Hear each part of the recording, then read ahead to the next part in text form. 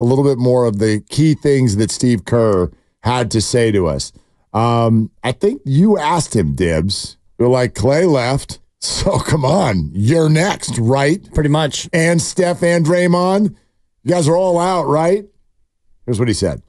I haven't given it much thought. You know, my focus is on the Olympics, and I've got my hands full just in preparation for everything that we're looking to do. So Klay's decision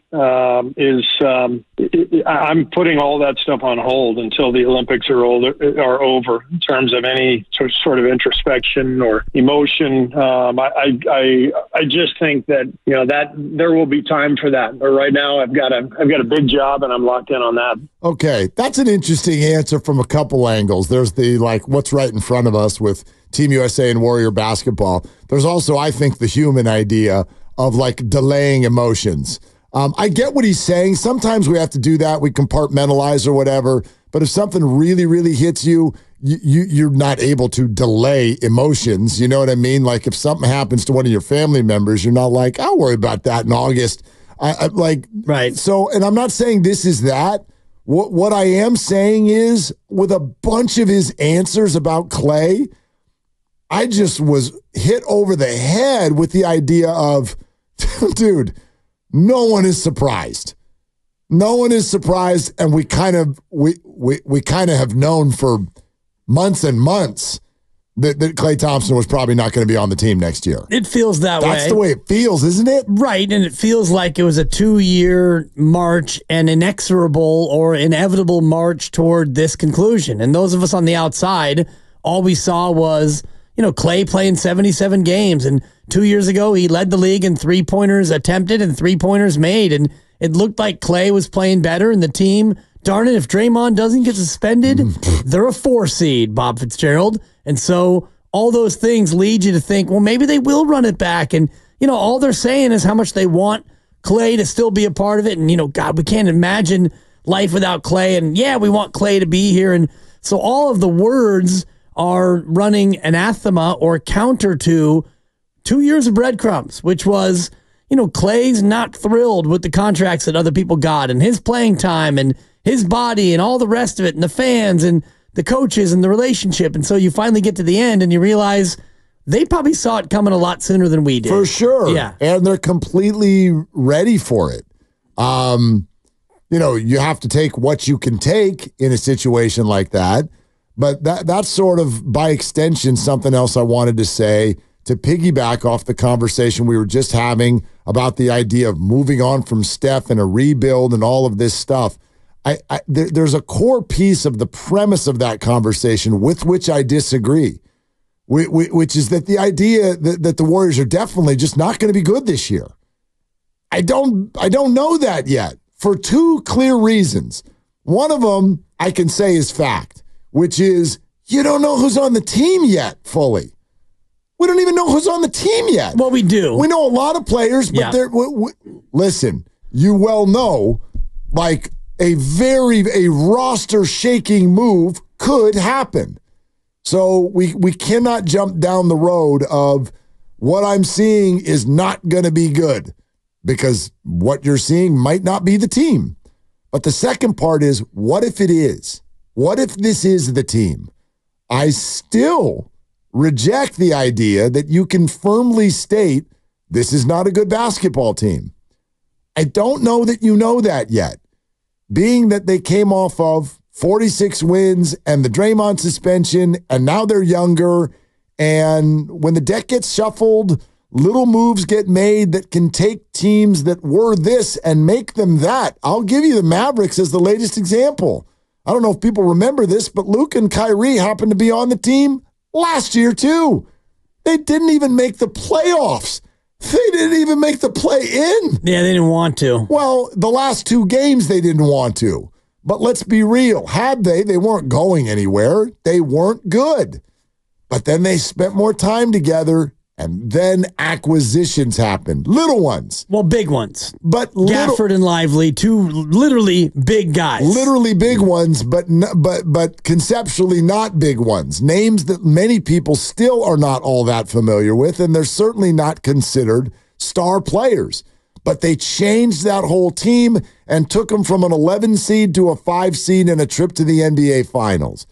I am not making the point that I think the current roster is NBA Finals worthy.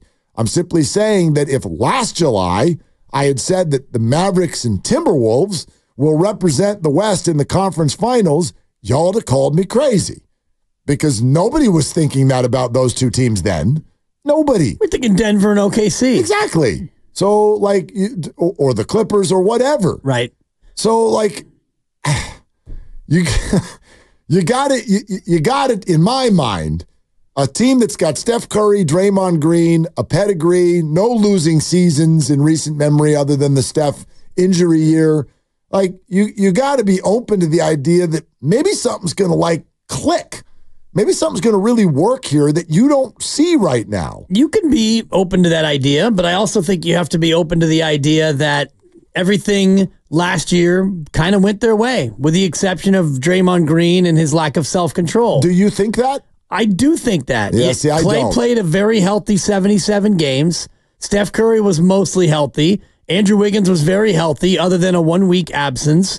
You didn't have a lot of major injuries. And yeah, you lost some close games. And Steve Kerr mentioned it in our interview. And I know we're going to replay it here in about an hour. If you missed it and you don't want to listen to it on the app, stay tuned and you'll get to hear it. But Steve again mentioned all the close games that they let slip away. And that certainly is a part of it. But I look at, we can look at what could go right this year, and I'm all for it. I'm a fan. I want them to go 82-0 and then go 16-0 in the playoffs. I always want that for my team.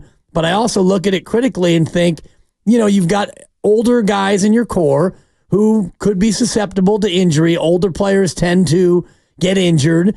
DeAnthony Melton, who you added, is a guy who's been injured, and he literally has a problematic back issue, his lumbar. I don't know how much he's going to be available. I don't know if problematic is fair. He was hurt. He is now not. The kind of injury that he has, I think, is problematic. Okay. It's a chronic injury, the back issue. It's not like when you break your wrist, the broken wrist will heal and then you're back. Doc Pandia expressed no concerns. Just putting that out there. Right. Okay. And we'll see. And, I'm not going to try to counteract the doc or corner him and ask him how many games he thinks he'll play or if the jersey's in the cart and all the rest of it. I just look at, the injury he has and the games he played last year, and I think that could be problematic. I mean, it's interesting because I like anything in life, I think you can look at it one way and then sort of like, okay, let's pick a different window to look through. Were they largely healthy? That's one of the things you just said. They didn't have any major injuries. That's true for the most part, right? But I could counteract that by saying we've now learned that Klay Thompson was just a malcontent the entire time. And I don't mean a problem causer, but Klay Thompson was not in a good space, okay?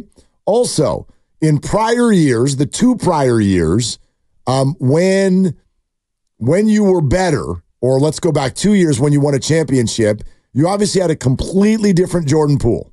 You had a completely different output from that player. In 2 years, and all of the reasons that we know about that we don't need to get into, that player turned into something last year that mentally was not in a good space, followed by the next year where he wasn't even on the team, and you turned him into someone who's about to turn 40 years old. So there was that. That was a change that we were like, oh, we're running it back. That's a pretty big change. Andrew Wiggins, you're right, was available, but he was awful. He was objectively the worst he's ever been in his career. But he'll be better this year. Probably not. Right. But I don't know. Like, let's not act like he's never surprised us before. We didn't see the championship Andrew Wiggins coming, and he showed up and he was an all-star and they won a ring. I didn't see that coming, but it happened, and he's certainly, he has it within him to be a good basketball player who averages 17 or 18 a night. That's what he's done for his whole career. Draymond has it in him to average 16 a game. Draymond has it in him to play the full season. Pajemski and TJD and Kuminga and Moody, for that matter, could come back and be further versions of themselves. They are very young players who will now have more experience and be another year old. They're allowed. All this is allowed to happen, right? It's. I know it sounds blue skying it, but when I look at last year, I would argue back about quote unquote pretty much everything went their way. I don't think that at all. I think there's been, from an emotional standpoint, the last 2 years have been incredibly challenging for this team. Some of it their own doing, no doubt, but very, very challenging. Clay and Draymond and Poole and Kuminga and all the mental gymnastics that have gone on with this team, I very much think were felt in the standings. And you think that all that now is off the books? The decks are now cleared with the emotional baggage. Not necessarily, but Draymond Green will have a greater ability to control himself, and I don't know if he doesn't. The punishment will be continually more severe, I would imagine. I don't know. Yeah, I would hope that the threat from the league actually does something this time around. We'll see. Andrew Wiggins will show a renewed vigor and determination for the sport of basketball. Wouldn't predict it, but don't even know if he's going to be on the team. And I know that Jordan Poole is not, and I know that Klay Thompson is not. So I know that younger people have now replaced Klay Thompson and Chris Paul, and I would think wants to be here. Right. That's a big deal to me. It can be a big deal. And I look at, GP2, who is a guy who suffered through some injuries last year, and Kevon Looney, Steve Kerr didn't even mention him in his rotation, which kind of has me scratching my head about, Kevon Looney as your 11th man or where he's going to fit in your rotation. Yeah. I'm not saying that all these things that you're laying out can't happen. Usually, if you have 10 or 15 things that are what ifs, half of them will happen, and the other half probably won't happen. I'd agree with you. And I'm not going to sit here and tit for tat you with what could be the negative outcomes, because I don't want to approach this year with a negative mindset, because I want this team to do well, and I want them to be a playoff team. It's something that I'm happy about, and it's obviously good for business when they play into April, May, and June, and when you and I are picking confetti out of our backpack in mid to late June. That's fun. I love it, and it's good for business. That is also looking forward, and largely, because I know our conversation went there, largely what I'm talking about is looking backward, though, when you said that largely last year things went pretty well. And I'm like, yeah, you could look at it that way. It depends on what you're looking at. Yeah, I'm looking at mainly health. Okay, and so from a health perspective, things went pretty well. Physically, I would argue from a mental health standpoint, things went absolutely haywire. I think Klay Thompson, from a mental standpoint, changed midway through the year. I think he became a lot closer to the Klay that we all remember. Steve says that the whole last 2 years were a struggle. It's a struggle. So it's different than what it was before, but if you look at the way Klay played, he started to play much better in the second half of the year, and I think a lot of that was because of the meetings that he had with Steve Kerr. And maybe he got into a place in his own mind where it was probably just, okay, forget it. I'm just going to go out and play. I think that's what he said. I don't know if I really buy it. He might still want to be or still be on the Warriors if he was actually feeling great about being a Warrior. So he's not a Warrior anymore. Jonathan Kuminga had a hard time mentally last year. Andrew Wiggins, seemingly for 2 years now, has had a difficult time mentally. And obviously, Draymond Green had a hard time mentally. Yeah. So, you say they were good in terms of health. You're right. Largely. Steph Curry played more games than he had in 7 years. Physical health, yes. I just think mental health was a weakness of this basketball team. And you can see it in the blown leads, certainly. Absolutely. So, again, just whatever window you choose to look through, and that's what transfers to looking forward. Do I think that could go differently this year? Sure. Good or bad. Maybe this year they'll be mentally healthy and physically they won't be healthy. I don't know. But, they've turned 2 older players into 3 younger players. That's a good start. And by the way, 3 players who I think want to be here. And Buddy Hield played an unbelievably inexplicable 84 games last year. So, and if you look at Buddy Hield over the last 3 years, I think he's missed 1 game, maybe 2 games. So you're getting a guy who you can at least count on historically to be durable, to be available, and to give you probably 25 minutes a night, night in and night out. If you need it, you may not want him to play that often, but he's a guy who's going to have his uniform on 82 times, which as your team and your core is starting to get older, is something that has great value. 888-957-957 is the number. How about Darnell in Oakland with Willard and Dibs? Hey, Darnell, what's cooking? Hey, what's going on, y'all? Man, I actually got to disagree with you, Dibber Claus. I actually think, things didn't go well for the team last year. Because when you look at it, you got to remember Chris Paul actually missed time. I think it was a wrist or a hand injury. You got the always Andrew Wiggins. You never really know what's going on with that situation. He missed time. You got the suspension with Draymond. There was injuries and things going on with the team. And then let's also not forget they had an assistant coach pass away in the middle of the season. Good point. So I would actually argue that no team in the league had went through the stuff that the Warriors went through last year, and they still won 46 games. That's fair, Darnell. And, you add in the Decky piece of it, and that's something that, none of us can quantify what sort of an effect that had in the short term, let alone the long term, when you're used to having a coach there and he dies tragically in front of many of the team members as well. I'm trying to remember exactly what the backdrop of the comment was, but in the conversation we just had with Steve Kerr, he made reference to an insane winding road that the team had to go through last year. So you're not wrong with what you were saying. Physically, you'd take the health that they received last year, especially with their older players, Steph, Clay, and Dre, and Chris Paul. I know that there was missed time here and there by those players, but from a physical standpoint, I thought that came in as a B+.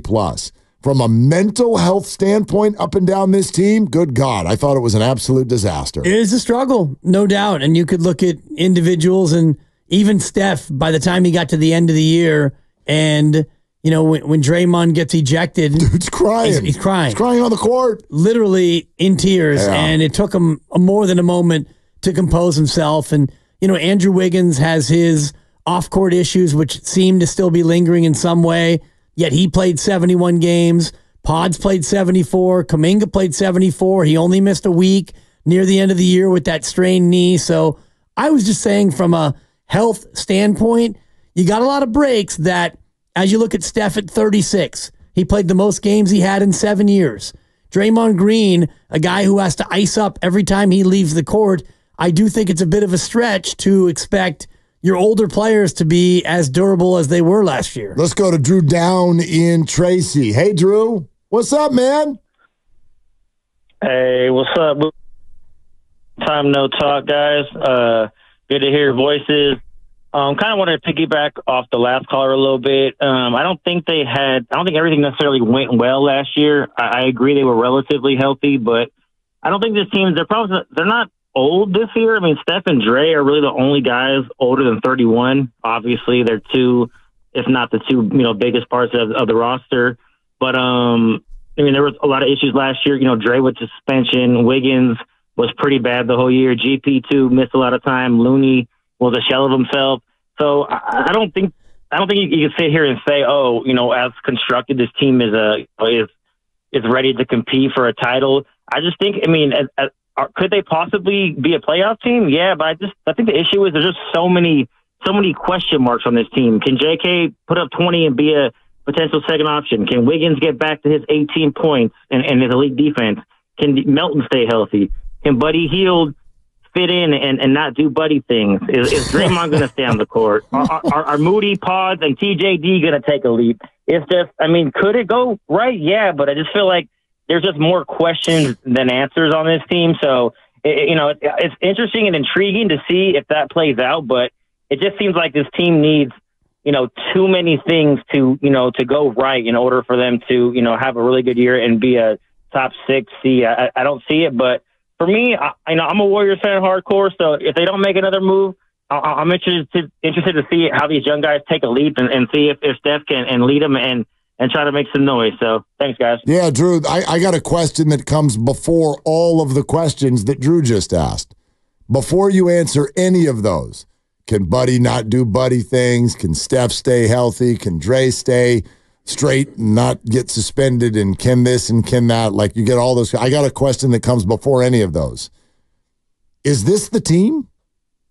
Well, it is right now. So we can play We can play amateur GM all we want. All we can deal with right now on July 10th is with what we have. And this is the team. These are your 14, and you can't add a 15th because you're already up against the tax line. So until we see otherwise, I have to assume that this is the team. Now, can you still swing a trade? Of course you can. You're allowed to. And we can plug this player in and take that player out, and we can look at that team and see if that team is a top 6 and all the rest of it. For me, it becomes an exercise in insanity as we want to pick our way through the what-if scenarios, but you certainly can. And if this is the team, I don't know if this team is good enough to be a top 6 seed. Really quick, what is interesting, Dibs, you're talking about how they're up against the tax line. They're up against the first apron line. Yeah. They're in the tax. Yeah, the Buddy Hield move puts them over the tax, which I think is interesting in and of itself because Joe Lacob has said a number of times we want to be out of the tax entirely, and they're, as of right now, still in the tax. Yep. And look, obviously they believe there's at least a chance of more moves.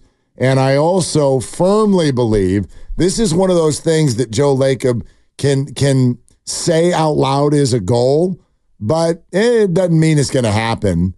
You know, there's not a one of us that thinks that Joe Lacob is like firmly, if you offered him something where you're like, hey, we could really make a great acquisition and we could be good this year, and this is a good thing for us for the next handful of years. Will you go into the tax? Nope. We said we're not going into the tax. We're not going. Of course they'll go into the tax. This is Joe Lacob we're talking about. It's Joe Lacob. Well, as Grady mentioned, they're already in the tax. So right, but I mean, like that's not a problem. Like they tried to get Paul George and sign him to a 4-year max. Yeah, but I don't think that they want to be in the second apron because as a repeater, so that's where the line I think is drawn at about $189 million. Yeah, that's a different one. Right. So, and I think that they're hard capped, Grandy. You were mentioning last week because of the Buddy Hield move, right? Correct. They basically can't even sign a veteran minimum anymore. Yeah. So this is the team, barring a trade where you offload some salary to get some salary back, and really the only player I think that would fit, considering what you're trying to do, would be somebody making about 16 to 18 million, which is Lauri Markkanen. Oh, yeah. I think ... That's what I think. Yeah. I don't think this thing's done. I'm not even. It's not necessarily Markkanen, but I don't think this thing is done. We're sponsored by